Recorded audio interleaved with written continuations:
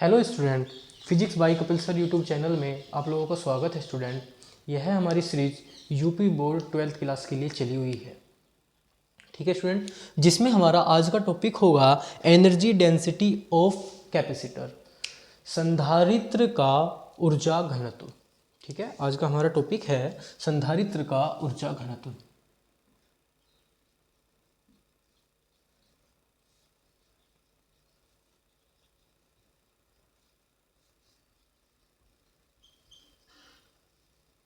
आज का हमारा ये टॉपिक होगा। तो क्या होता है संधारित्र का ऊर्जा घनत्व? संधारित्र के एकांक आयतन में संचित ऊर्जा को संधारित्र का ऊर्जा घनत्व कहते हैं। इसकी डेफिनेशन हम लिखते हैं।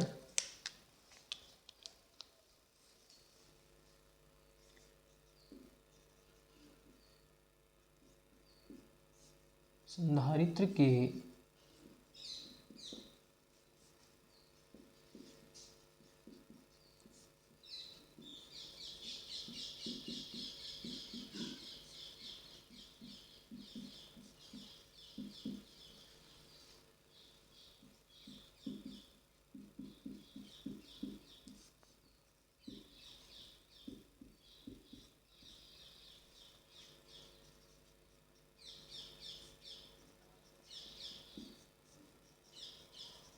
तो एनर्जी डेंसिटी ऑफ कैपेसिटर होती क्या है? कोई भी हमारा कैपेसिटर होगा, उसके वॉल्यूम में जो एनर्जी स्टोर होती है।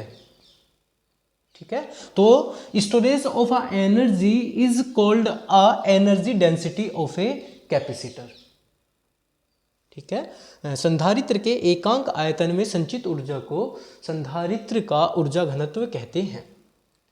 ठीक है, जो समांतर प्लेट संधारित्र है उसमें वायु के संधारित्र धारिता होती है। समांतर प्लेट संधारित्र में संधारित वायु की धारिता जो होती है ना स्टूडेंट, उसका सूत्र होता है C equals to A epsilon not upon D. C equals to A epsilon not upon D. ये होता है हमारा समांतर प्लेट वायु संधारित्र की धारिता। समांतर प्लेट वायु संधारित्र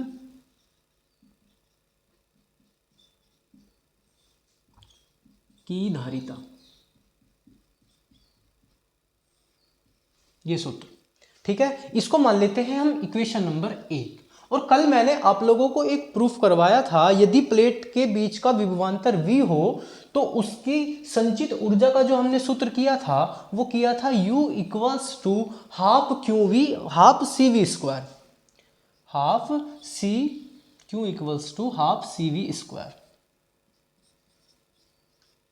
किया था। यहाँ हाफ इक्वल्स टू यहाँ क्यू वी भी किया था, क्यू का मान रखा था फिर हमने, है ना। यहाँ क्यू वाला क्योंकि 3 प्रूफ करके दिखाए थे ना आपको, तो यहाँ क्यू भी था, सी वी भी स्क्वायर भी था। तो अब हम यहाँ करेंगे u equals to half C V square. ये क्या होता है? ये होता है यदि प्लेट के बीच का विभवांतर v हो तो संचित ऊर्जा ये होती है। यदि प्लेट के बीच विभवांतर v हो तो संचित ऊर्जा।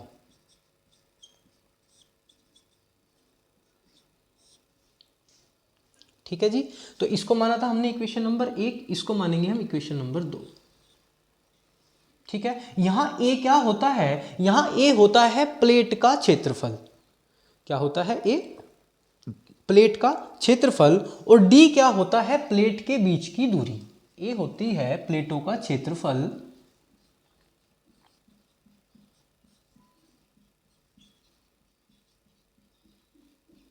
और d होती है प्लेटों के बीच की दूरी। प्लेटों के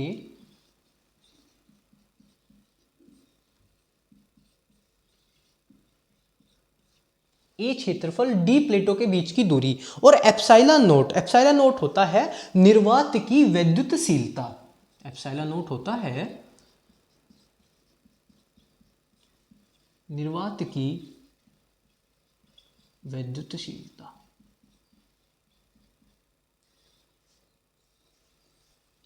ठीक है, तो अभी तक हमने ये चीज पढ़ी। अब जब कोई दो प्लेट रखी होंगी, आवेशित प्लेट, जब कोई दो आवेशित प्लेट रखी होंगी तो उनमें एक विद्युत क्षेत्र उत्पन्न होगा जो होता है E equals to V upon D.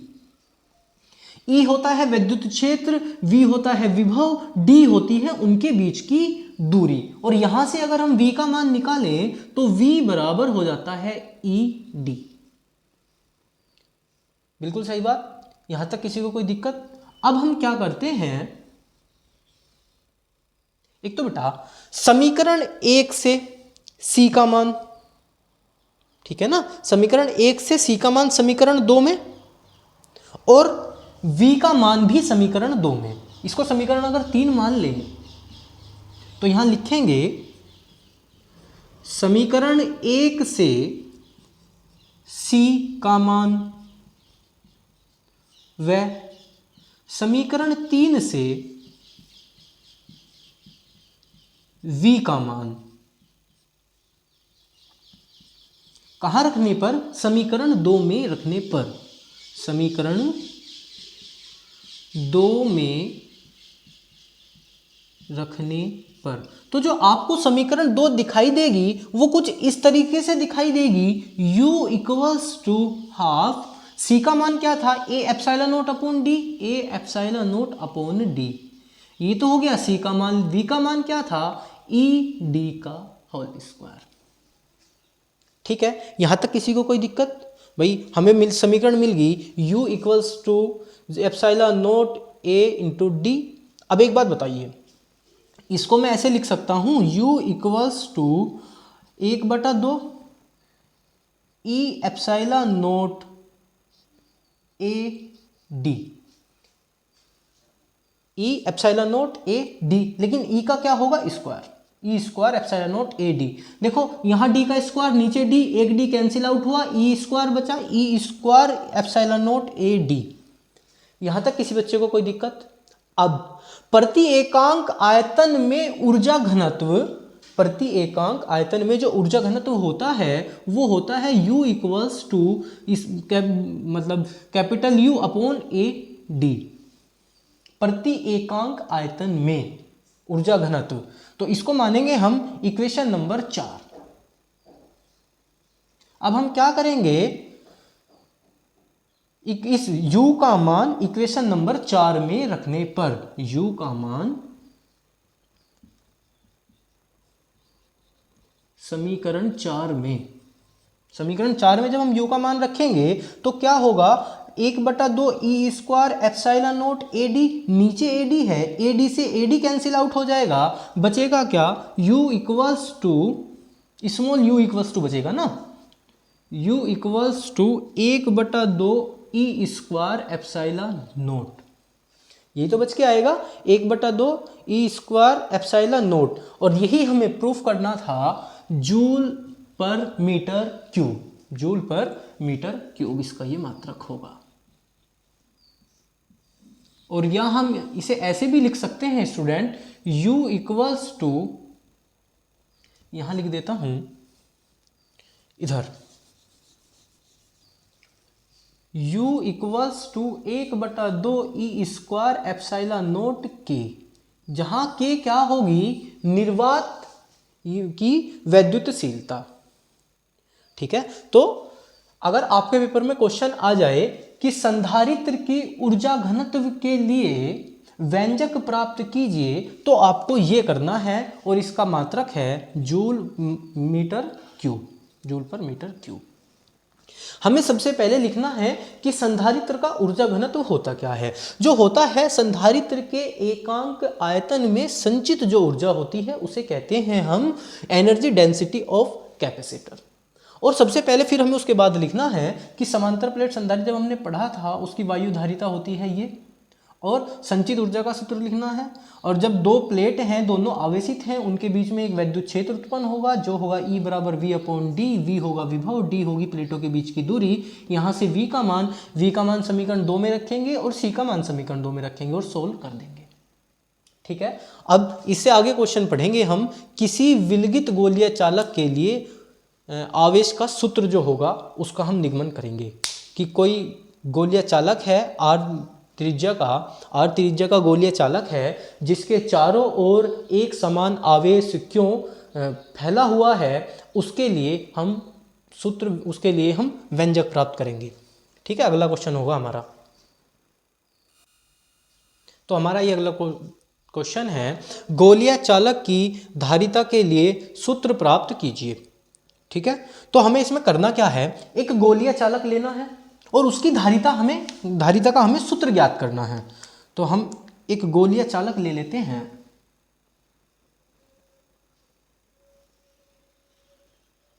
ठीक है जी, ये इसका कोई केंद्र बिंदु इसे हम O मान लेते हैं और इससे ये त्रिज्या इसकी मान लेते हैं R मीटर है। ठीक है, यहाँ भी इतनी ही R मीटर होगी, यहाँ भी ये इसका पूरा डायमीटर हो जाएगा, ये और ये। कोई चालक है तो चालक में क्या होता है, मुक्त इलेक्ट्रॉन आवेश प्रवाह की दर के कारण उत्पन्न, है ना। तो हम मानते हैं कि ये प्लस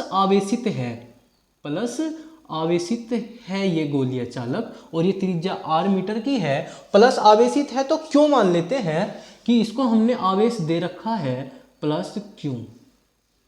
प्लस आवेशित है कोई चालक तो पृष्ठ के बाहर की ओर हम उसको शो ऑफ करते हैं। कौन सा आवेश, प्लस क्यू आवेश। तो हम यहां लिखेंगे, माना R मीटर त्रिज्या का एक विलगित गोलीय चालक के माध्यम के पैरावैद्युतांक में रखा है। ठीक है, के माध्यम के पैरावैद्युतांक में रखा है। इसे प्लस क्यू आवेश देने पर इसका आवेश प्रगोले के पृष्ठ पर समान रूप से वितरित हो जाता है। तो चालक के पृष्ठ पर विभव। ठीक है ना स्टूडेंट, इतनी बात हमें लिखनी है। जो बात मैंने आपको बोली है आप कॉपी पेंसिल से उस बात को लिखोगे। तो चालक पर विभव V इजिकल टू, यहां हम लिखेंगे तो चालक के पृष्ठ पर विभव V इक्वल्स टू, जितनी बात स्टूडेंट मैंने आपको बोली है वो आपको सारी बात लिखनी है। माना R मीटर त्रिज्या का एक गोलीय चालक जो के माध्यम के पैरावैद्युतांक में रखा है, इस गोलीय चालक को क्यों आवेश देने पर यह आवेश इसके पृष्ठ पर समान रूप से फैल जाता है या वितरित हो जाता है, तो चालक के पृष्ठ पर विभव। इतनी बात लिखने के बाद आप यहां से शुरू करोगे, जो होता है 1/4 pi epsilon note Q upon R, Q upon R। ठीक है ना, तो होता है 1/4 pi epsilon note Q upon R। हमने कैपिटल R लिया है तो यहां भी हम कैपिटल R ही लेंगे, है ना। लेकिन चालक की धारिता होती क्या है, चालक की धारिता किसी चालक के आवेश ग्रहण करने की क्षमता को हम चालक की धारिता कहते हैं, जिसको हमने किससे डिनोट किया था, C से। C बराबर, ठीक है, Q अपॉन V, आवेश ग्रहण करने की क्षमता।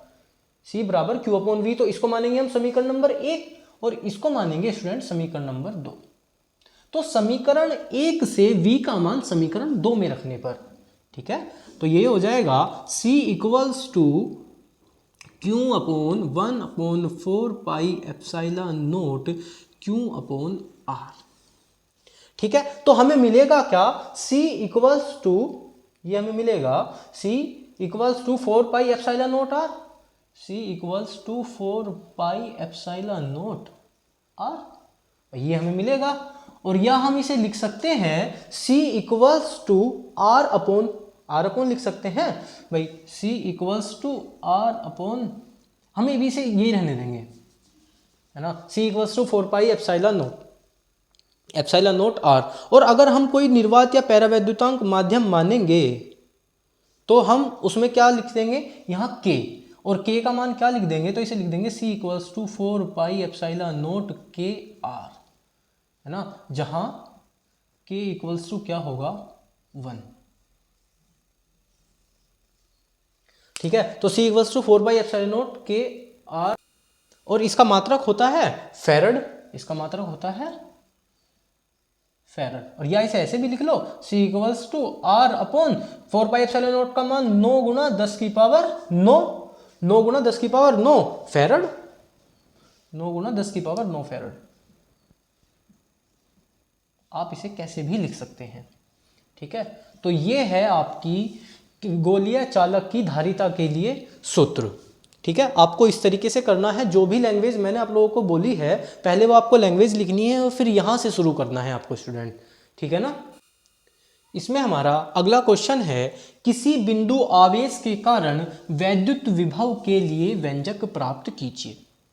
वैद्युत विभव के बारे में मैंने आप लोगों को इससे पहली वीडियो में भी बताया है। जब एकांक धन आवेश को अनंत से वैद्युत क्षेत्र के भीतर किसी बिंदु तक लाने में जो कार्य करना पड़ता है उसे हम वैद्युत विभव कहते हैं, V इक्वल्स टू W/Q0, ठीक है।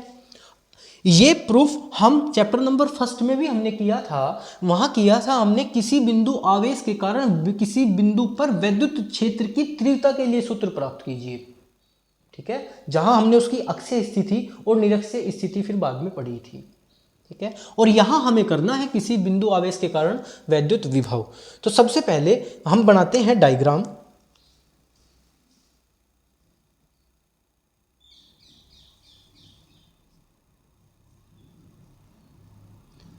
ये कोई इनिशियल पॉइंट है O, और इस इनिशियल पॉइंट पर कोई आवेश रखा है Q प्लस Q, और इस Q आवेश से R, पहले डायग्राम बना देते हैं। डायग्राम बनाने के बाद हम प्रॉपर इसके बारे में लिखेंगे।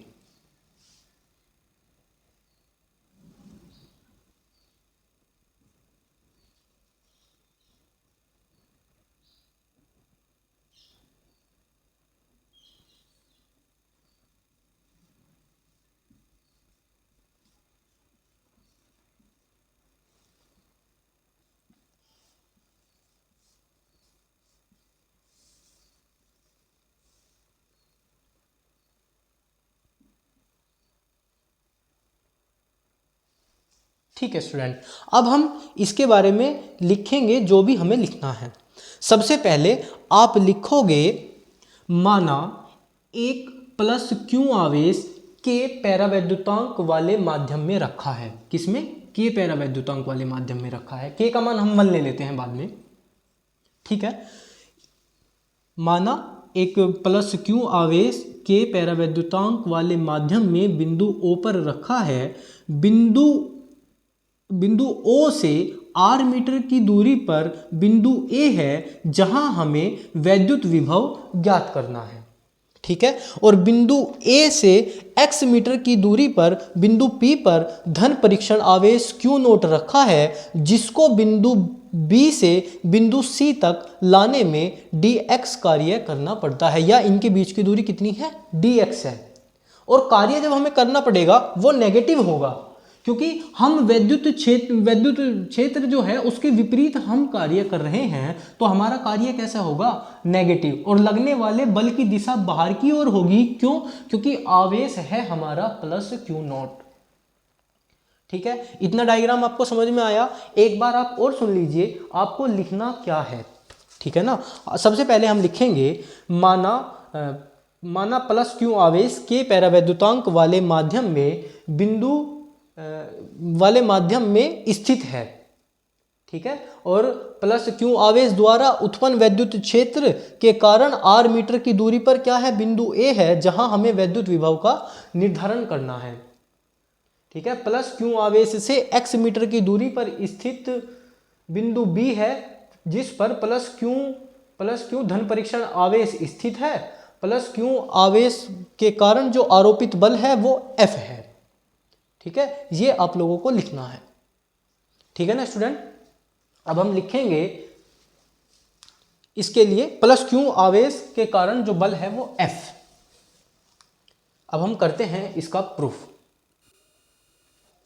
जो प्लस Q आवेश के कारण Q0 पर आरोपित जो बल होगा वो होगा F equals to 1/4πε0 Q0 upon x square, ठीक है। यहाँ आप लिखोगे इस लाइन से पहले प्लस क्यू आवेश के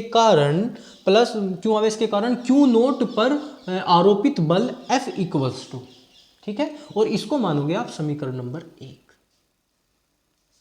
यहां तक कोई दिक्कत है ना। अब प्लस क्यू आवेश को F बल के विरुद्ध बिंदु B से C तक लाने में किया गया कार्य, यहां आप ऐसे लिखोगे, ठीक है। जो लाइन मैंने बोली है वो लाइन आप यहां लिखोगे और लिखोगे कार्य होगा dW इक्वल्स टू F गुना minus dx, F into minus dx।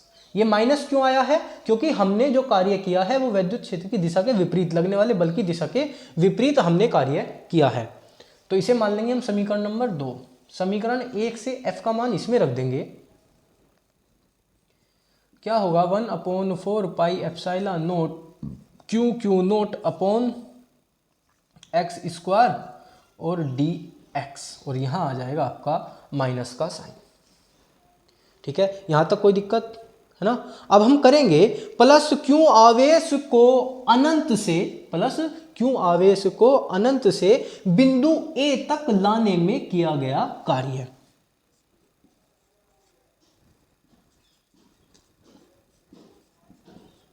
अनंत से बिंदु A तक लाने में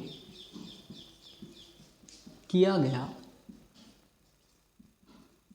कार्य, ठीक है। तो इस इक्वेशन का कर देंगे हम क्या, समाकलन।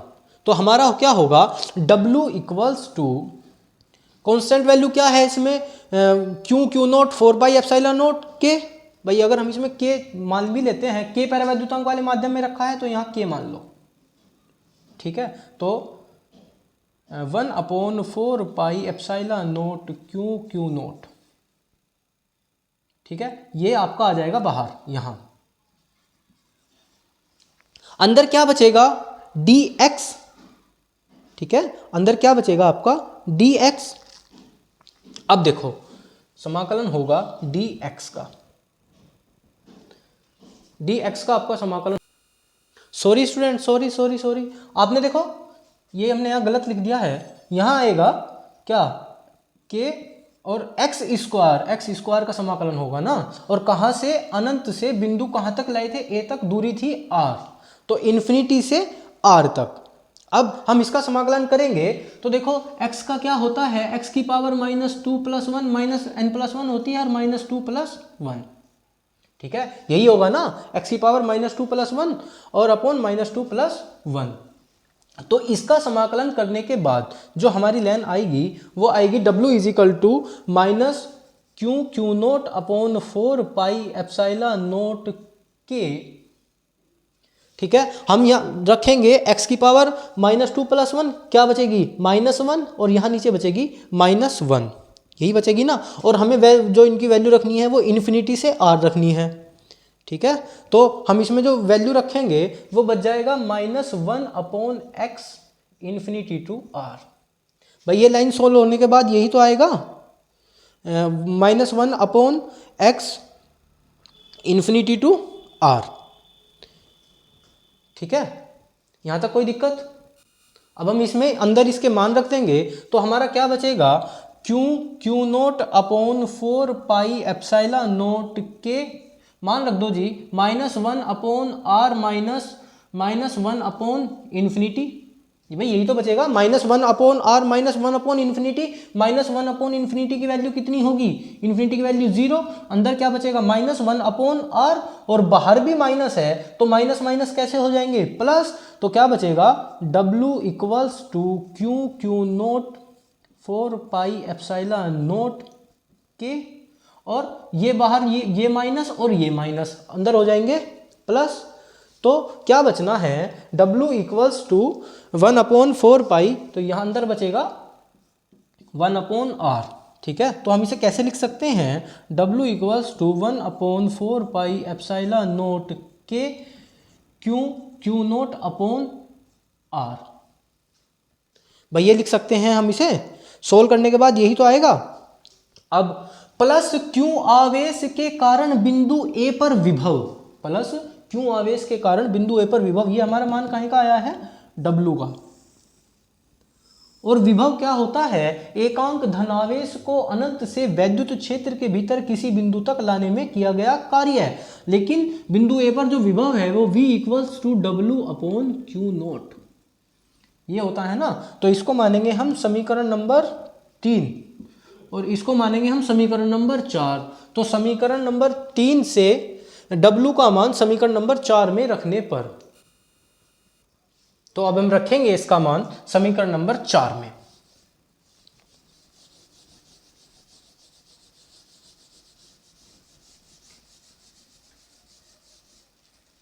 ठीक है, तो समीकरण नंबर 4 में रखेंगे तो V इक्वल्स टू W का मान क्या है, 1/4 पाई एप्सिलॉन नोट के Q0 R।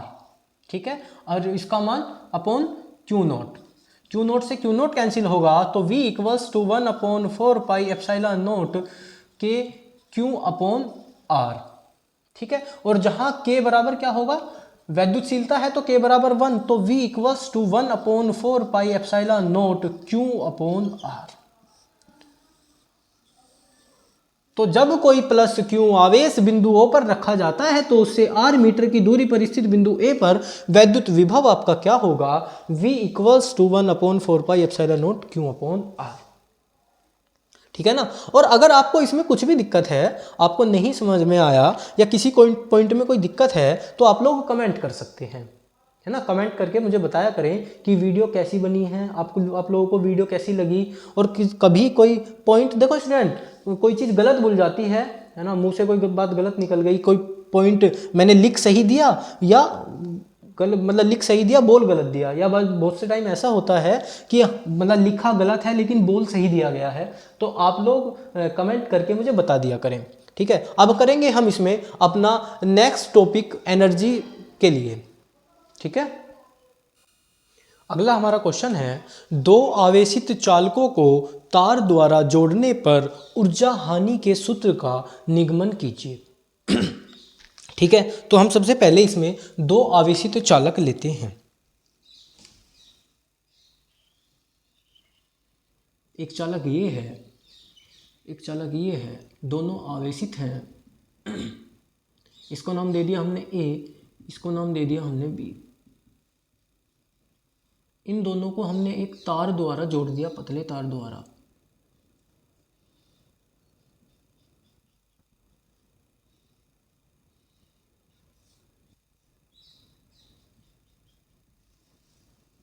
ठीक है, ये दोनों चालक हैं और दोनों चालक कैसे हैं, आवेशित चालक हैं। ठीक है, अब हम लिखेंगे, माना दो चालक A व B, माना दो चालक A व B जिनकी धारिताएं क्रम से C1 व C2 है। ठीक है, जिनका विभव V1 व V2 है, जिनकी धारिताएं C1 व C2 हैं। यहां लिखेंगे, इन चालकों को Q आवेश देने पर, चालकों को Q आवेश देने पर विभव कितना हो जाता है, V1 और V2, और आवेश कितना दिया, Q1 व Q2। हम यहां लिखेंगे, माना, मैं बोल रहा हूं आप लोग लिखोगे, माना चालक A व B, चालक A व B जिनकी धारिताएं क्रम से C1 व C2 हैं, इनको आवेश Q देने पर इनके विभव में वृद्धि V1 व V2 हो जाती है। ठीक है, तो Q1 बराबर क्या होगा, C1 V1 और Q2 बराबर C2,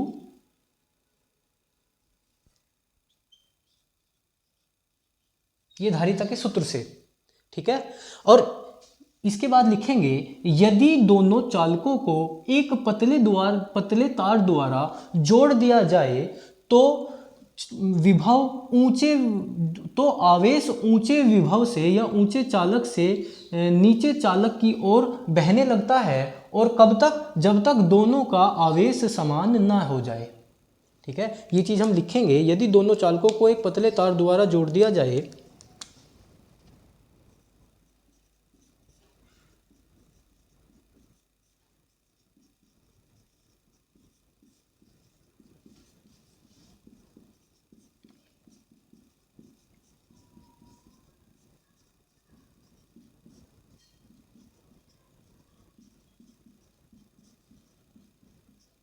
तो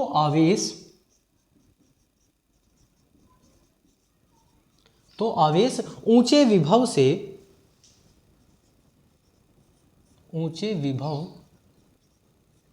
ए से नीचे विभव बी की ओर बहने लगता है तथा यह तब तक बहता है जब तक दोनों के विभव समान न हो जाएं।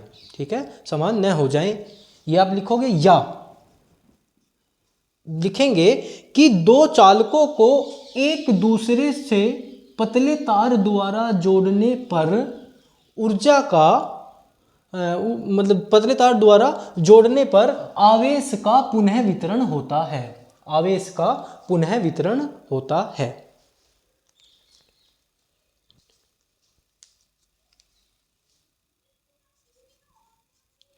चालकों को जोड़ने पर आवेश का पुनः वितरण होता है। आवेश का पुनः वितरण होता है। ठीक है ना। और आवेश की कुल मात्रा कितनी रहती है? आवेश की कुल मात्रा Q1 प्लस Q2।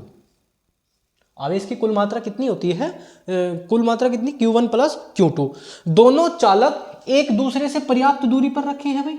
दोनों चालक एक दूसरे से पर्याप्त दूरी पर रखे हैं तो ये एक दूसरे पर वैद्युत प्रभाव नहीं डालते।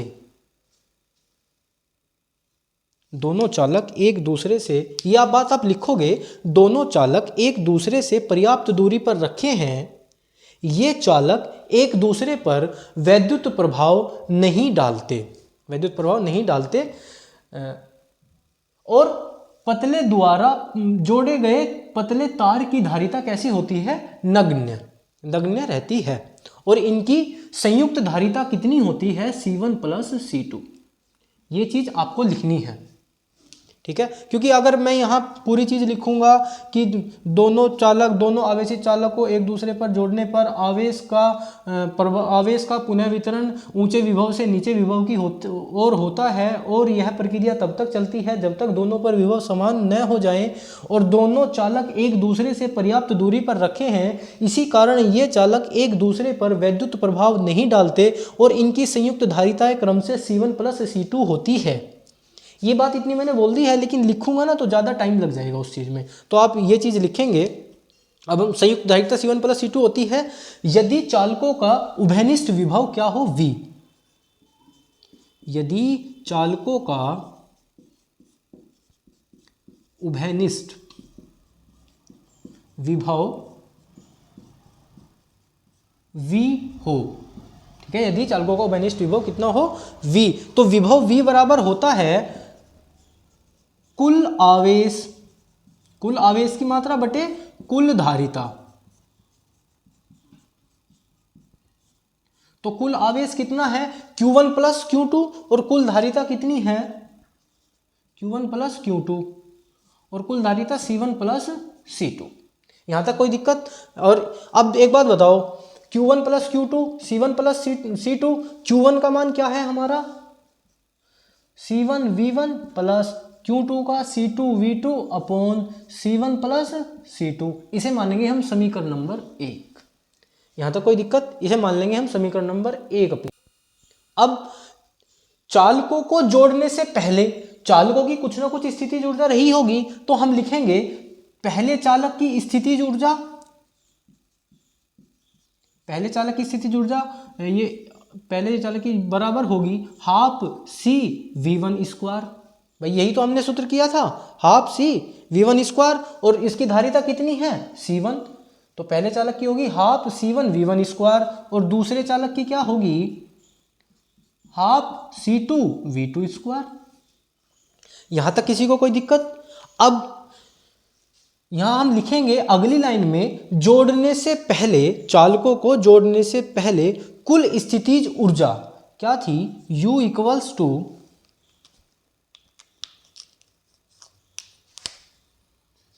Equals to half C1 V1 square plus C2 V2 square. यहां तक किसी को कोई दिक्कत? भाई यही तो है, half C1 square plus half C1V1 square C2V2 square, इसको मान लेंगे हम समीकरण नंबर 2। ठीक है, ये तो थी जोड़ने से पहले। अब हम ज्ञात करेंगे जोड़ने के बाद स्थितिज ऊर्जा, जिसको हम लेंगे U डैश। ठीक है, मैं इतना रफ कर देता हूं।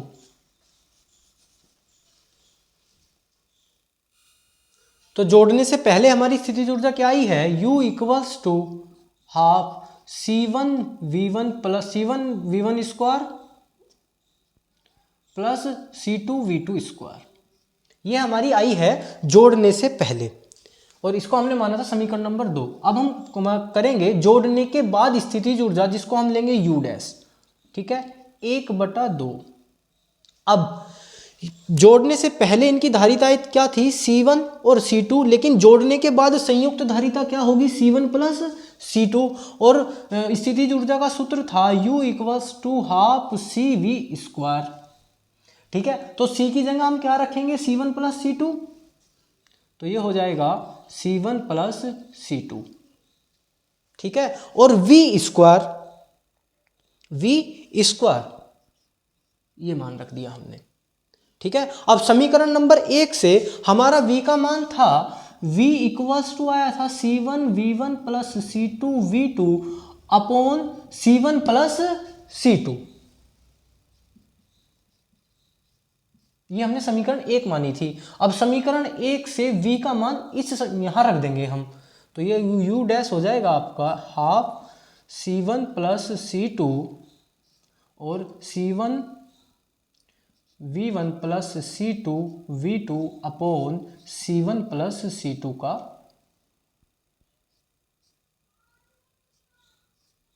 ये। ठीक है, अब देखो इसका स्क्वायर है, एक यहां है, इसकी पावर से एक कम होगी, कट जाएगी, और C1 प्लस C2 ये आ जाएगा बाहर, अंदर बचेगा ये। तो U dash equals to half C1 plus C2 C1V1 plus C2V2 का होल स्क्वायर। तो ये आ गया हमारा U डैश का मान जोड़ने के बाद।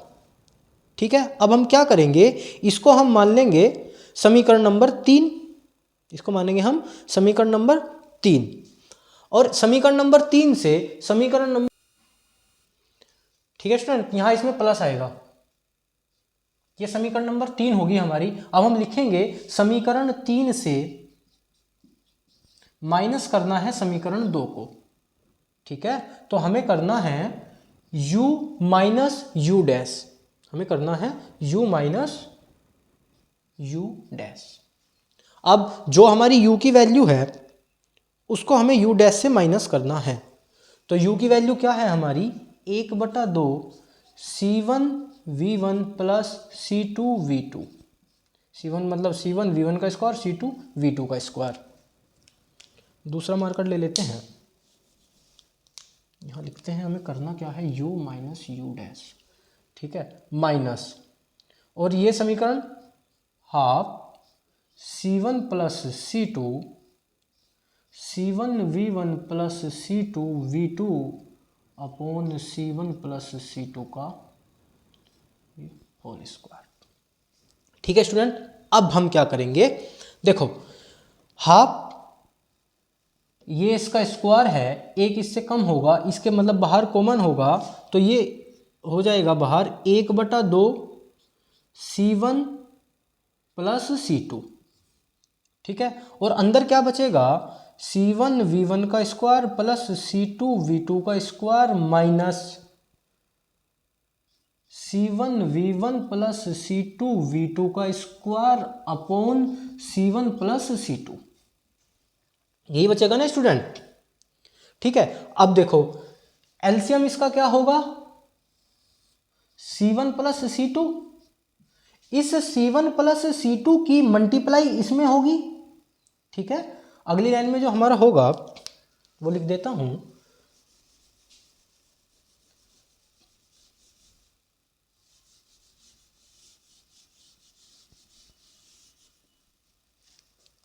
वो ये होगा इज इक्वल टू 1/2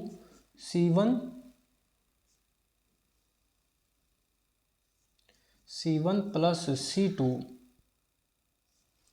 इसकी मल्टीप्लाई इसमें, C1 प्लस C2 की मल्टीप्लाई जो होगी वो किस में होगी, C1 V1 का स्क्वायर प्लस C2 V2 का स्क्वायर, ठीक है, और माइनस A प्लस बी का होल स्क्वायर, यहाँ हम खोलेंगे A square plus B square plus 2AB, ये यहाँ खोलेंगे, ठीक है ना। मतलब C1 खोल देता हूँ, चलो इसको, C1 square V1 square plus C2 square V2 square plus 2C1 V1 और C2 V2, ठीक है ना स्टूडेंट, ये होगा अब हमारा। अब हम क्या करेंगे, इसकी मल्टीप्लाई इसमें करेंगे और ये इस माइनस की मल्टीप्लाई अंदर करेंगे, और जो चीज़ कटेगी उसको काटने के बाद हमारी जो नेक्स्ट लाइन आएगी वो आएगी, मैं लिख देता हूँ, C1 C2 upon 2C1 plus C2, C1 C2 upon 2C1 plus C2, और यहाँ आएगी V1 का स्क्वायर प्लस V2 का स्क्वायर माइनस 2V1 V2, ठीक है ना, और इसको हम लिख देंगे V minus V1 minus V2 का होल स्क्वायर।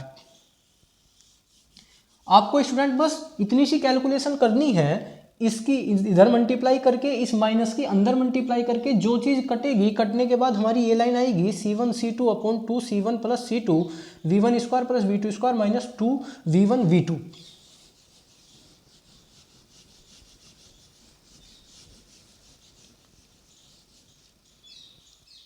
ठीक है, अब इसे हम क्या लिख सकते हैं, C1 C2 upon 2C1 plus C2 V1 minus V2 का होल स्क्वायर। स्टूडेंट ये लिख सकते हैं ना हम इसे, V1 माइनस V2 का होल स्क्वायर। अब हम इसमें लिखेंगे, बस हमें यही प्रूफ करना है स्टूडेंट, प्रूफ तो हमारा इसमें हो गया है, क्योंकि ये हमने जो ऊर्जा ह्रास के लिए सूत्र किया है ना, इसको हम डेल्टा U कहेंगे। यहाँ ये था ना delta U equals to U minus U dash, तो इस ये हमारे डेल्टा U का मान आ गया, डेल्टा U। अब हम इसमें लिखेंगे C1 व C2 दोनों धारिताएं धनात्मक है या दोनों धनात्मक हैं,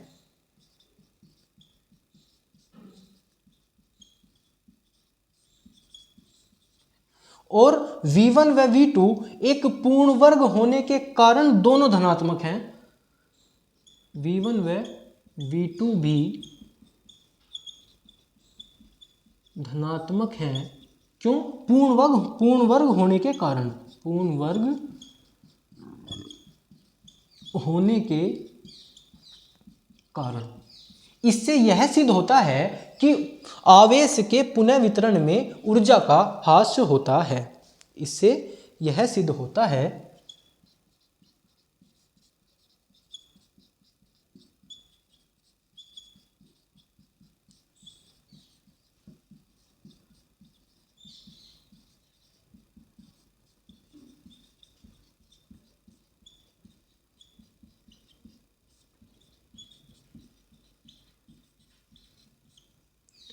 आवेश के पुनः वितरण में सदैव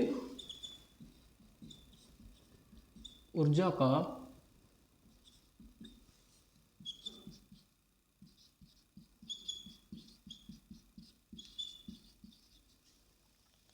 ठीक है ना स्टूडेंट। तो इतनी बात आपको समझ में आई। हमें करना क्या है, दोनों चालक लेने हैं, चालक 1 की धारिता C1 इसकी C2 और Q आवेश देने पर इसका विभव V1 V2, यदि दोनों को आवेश Q1 Q2 दिया है तो चालकों को जोड़ने से पहले स्थितिज ऊर्जा और चालकों को जोड़ने के बाद जो स्थितिज ऊर्जा आएगी, जब चालक जुड़ जाएंगे तो उनकी संयुक्त धारिता C1 प्लस C2 हो जाएगी और हम दोनों को माइनस कर देंगे, जो माइनस लेंगे वो डेल्टा U लेंगे, U माइनस U डैश। ठीक है ना स्टूडेंट, इतना आप लोगों को समझ में आया। तो स्टूडेंट ये आप लोगों को समझ में आया। आज की वीडियो में इतना ही, आगे की वीडियो में मिलेंगे हम किसी नेक्स्ट टॉपिक के साथ।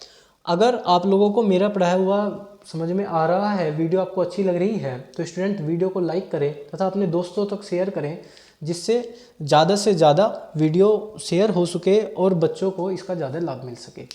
ठीक है स्टूडेंट, धन्यवाद। आज की वीडियो में इतना ही।